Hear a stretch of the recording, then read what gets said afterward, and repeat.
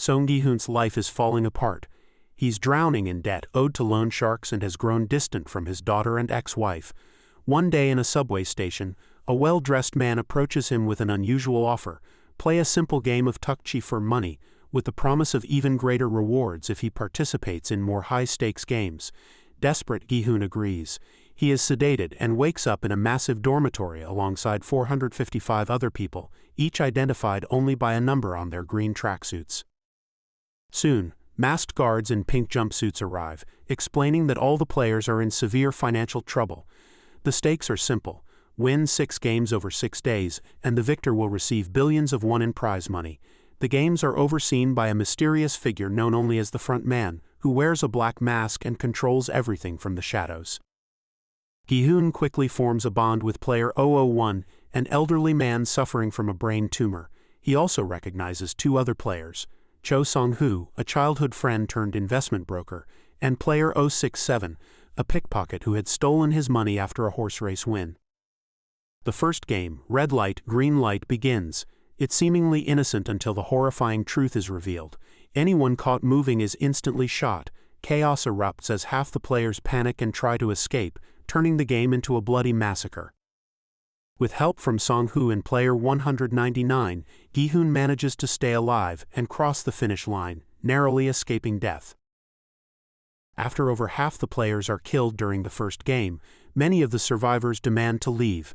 Invoking the game's third clause, they narrowly vote to cancel the competition, allowing everyone to return home but without any prize money.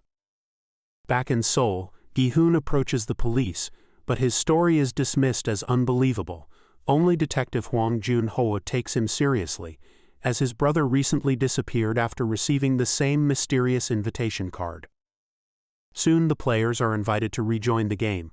Despite the horrors they experienced, many return, driven by desperation. Gi-hoon comes back needing money for his mother's surgery. Song-hoo returns to escape arrest for financial fraud. Player 001 re-enters, preferring to face death in the game rather than in the outside world. Player 067 hopes to reunite her family by rescuing her parents from North Korea and freeing her younger brother from an orphanage. Player 199, a Pakistani migrant worker, is forced back after attacking his boss, who withheld his wages. Lastly, player 101, Chun Dok-soo, a gangster fleeing gambling debts and vengeful ex-bosses, also signs up again. Unbeknownst to the others, Jun-ho secretly follows Ji-hun as the masked guards arrive to collect him, determined to uncover the truth behind the games. Jun-ho infiltrates the games by posing as a masked worker, discovering that the deadly competition takes place on a remote island. Meanwhile, the surviving players, now more cautious and strategic, begin forming alliances. Gi-hoon teams up with Song-hoo, player 001, and player 199, while player 067 sneaks through an air vent and spies workers melting pots of sugar. The second game is revealed to be Popgi, where players must carefully extract a stamped shape from a brittle honeycomb candy.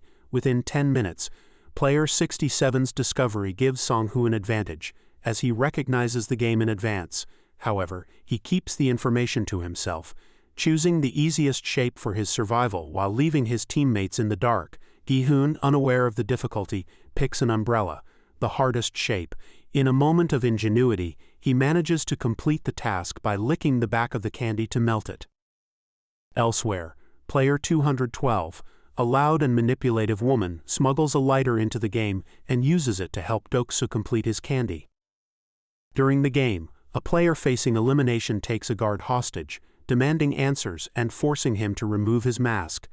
Upon seeing the guard is just a young man, the player is overcome with despair and takes his own life. The front man swiftly executes the guard for revealing his identity, maintaining the strict secrecy of the operation. Player 111, a disgraced doctor, secretly collaborates with a group of guards to harvest organs from deceased players and sell them on the black market. In exchange, the guards provide him with insider information about upcoming games. Tensions rise when Dok-soo kills another player for accusing him of taking extra food.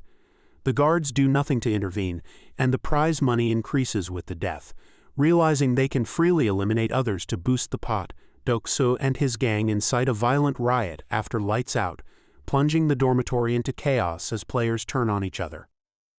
Gi-hoon's group manages to survive the bloodshed and, seeking to build trust, exchanges names. Player 199 reveals he is Ali Abdul, a migrant worker. Player 067 introduces herself as Kung Sabyok, while player 001, struggling with memory loss due to his brain tumor, cannot recall his name. Meanwhile, player 212 Hun Min-yo seduces Doksu to secure her position in his gang. For the third game, players are instructed to form teams of 10. Sabyok recruits player 240, a young woman close to her age, for Gi-hoon's team. The game is revealed to be tug-of-war, played on raised platforms where victory means pulling the opposing team off their platform to their deaths. Doksu, having been tipped off about the game by player 111, selects only strong men for his team and coldly rejects Min-yo, who is forced to join Gi-hoon's group instead. Doksu's team dominates their match with ease. When it's Gi-hoon's team's turn, they face an all-male opposing team and struggle to hold their ground. Gi-hoon's team narrowly wins their tug-of-war match thanks to player 01's strategic plan and Song-hoo's quick thinking. Fearing another nighttime riot, they build a barricade and take turns keeping watch. However, Doksu's team decides not to attack. During the uneasy night, Gi-hoon reflects on a similar event from 10 years earlier when he and fellow workers at an automobile factory staged a protest against mass layoffs. The protest failed, marking the beginning of Gi-hoon's downward spiral. Player 240 tries to connect with Sabyok, but her attempts at friendship are met with indifference. Elsewhere, Jun-ho discovers the organ harvesting operation, realizing that the guard he impersonated was involved in it. Meanwhile, player 111, frustrated by the guard's inability to reveal the next game, turns on the group. This leads to the deaths of everyone involved in the racket, including player 111. The front man launches a facility-wide hunt for Jun-ho, who infiltrates the front man's office. There, Jun-ho uncovers shocking truths. The deadly games have been running for over 30 years, and his missing elder brother was the winner in 2015. The players are confronted with the bodies of player 111 and his co-conspirators, who were executed for cheating. The organizers assure them that the games are designed to give everyone an equal chance, free from bias or discrimination. For the fourth game, players are instructed to pair up, initially believing they will work as a team. However, they soon learn they must compete against their partners in a marble game of their choice. To survive, a player must win all their partner's marbles within 30 minutes. Sabyok teams up with player 240 Chi-young. The two share their life stories, and Chi-young, realizing Sabyok has more reasons to live, sacrifices herself.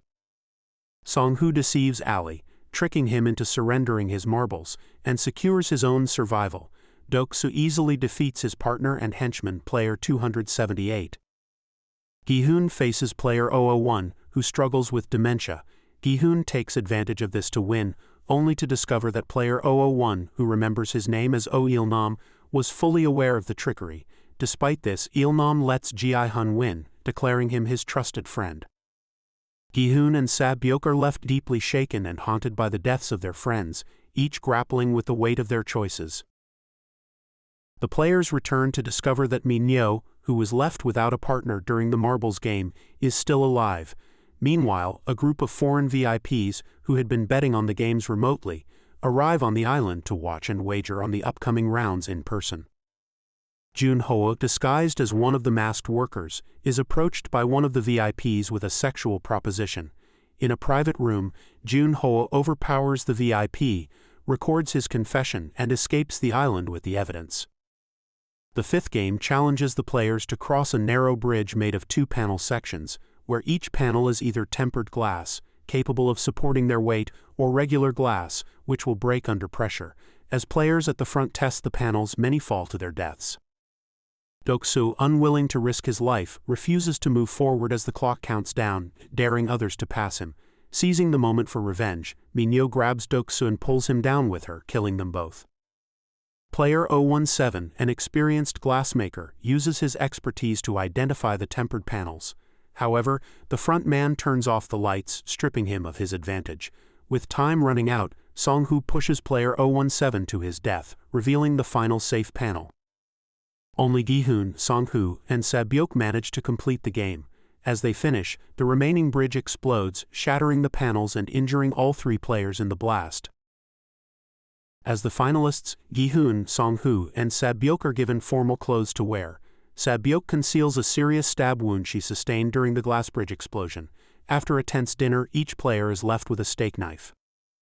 Sensing Song-hoo's ruthless determination to win, Gi-hoon suggests forming an alliance with Sabyok to stop him. However, Sabyok instead asks Gi-hoon to promise that whoever survives will take care of the other's loved ones.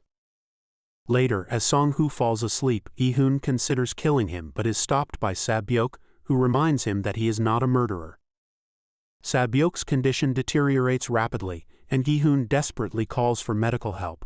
While he is away, Song-hoo seizes the opportunity and kills Sabyok. The guards arrive, not to help but to take her body. Overcome with rage and grief, Gi-hoon tries to attack Song-hoo, but the guards intervene to stop him. Meantime, Jun-ho reaches another island but is quickly tracked down by the front man and his guards. To Jun-ho's shock, the front man reveals himself to be his missing brother, Hwang In-ho. Brother attempts to persuade Jun-ho to join him, but Jun-ho refuses. In response, In-ho shoots him in the shoulder, causing Jun-ho to fall off a cliff and into the sea below. In the final round, the titular Squid Game, Gi-hoon defeats Song-hoo after a grueling and violent struggle. However, Gi-hoon refuses to deliver the final blow, and instead pleads with Song-hoo to end the game by invoking the third clause. Song-hoo, overcome with guilt and despair, stabs himself in the neck. With his dying words, he asks Gi-hoon to look after his mother. Gi-hoon is returned to Seoul with a bank card granting him access to the prize money, only to discover that his mother has passed away in his absence. One day, a year later, Gi-hoon receives an invitation card and discovers Il-nam on his deathbed. Il-nam confesses that he created the games as a form of entertainment for the ultra-wealthy, including himself. The games were inspired by the childhood games he once enjoyed, and his participation in Gi-hoon's group was driven by nostalgia. During their conversation, Il-nam wagers on whether a homeless man lying on the street will receive help before midnight.